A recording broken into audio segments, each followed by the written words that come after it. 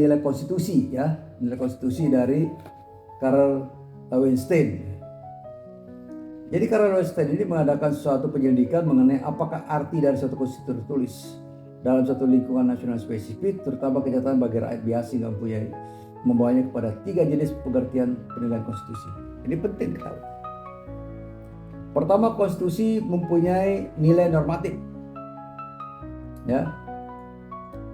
Suatu konstitusi yang telah resmi diterima oleh suatu bangsa, dan bagi mereka konstitusi tersebut bukan hanya berlaku dalam arti hukum, tetapi juga merupakan suatu kenyataan yang hidup dalam arti sepenuhnya diperlukan dan efektif. Dengan kata lain, konstitusi dilaksanakan secara murni dan konsekuen. Ini penting.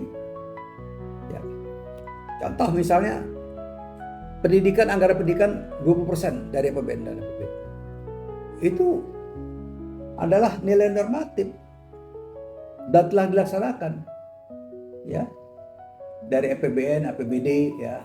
Tetapi sayangnya ya, karena saya terlibat dalam perjuangan di Mahkamah Konstitusi untuk menggolkan rancangan 20% itu, sebetulnya yang dimaksudkan anggaran 20% itu untuk kebutuhan pendidikan.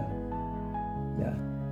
Misalnya mendidik guru ya, supaya lebih pinter, kemudian menyediakan laboratorium ya, perpustakaan.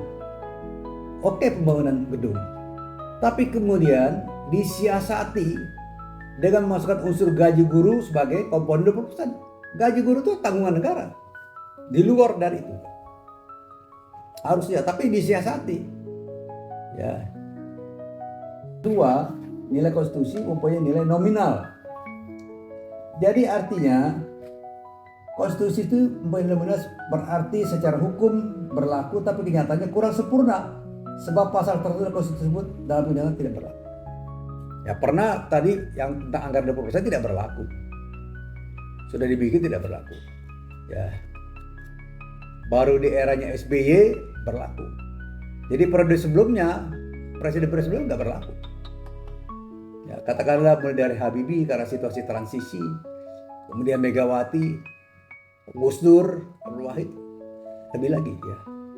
Nah, ini suatu kenyataan. Atau misalnya fakir miskin dan anak terlantar dipelihara oleh negara. Negara nggak sanggup pelihara banyak fakir miskin itu. Jadi dilibatkan swasta yang mengelola yayasan segala macam. Ya, itunya nilai-nilainya. Kemudian konstitusi mempunyai nilai semantik. Jadi konstitusi disebut mempunyai nilai semantik jika konstitusi tersebut secara hukum tak berlaku, namun dalam kenyataannya adalah sekedar untuk memberikan bentuk dari tempat yang telah ada dan dipergunakan untuk melaksanakan kekuasaan politik. Jadi konstitusi tersebut hanya sekedar suatu istilah belaka. Ya.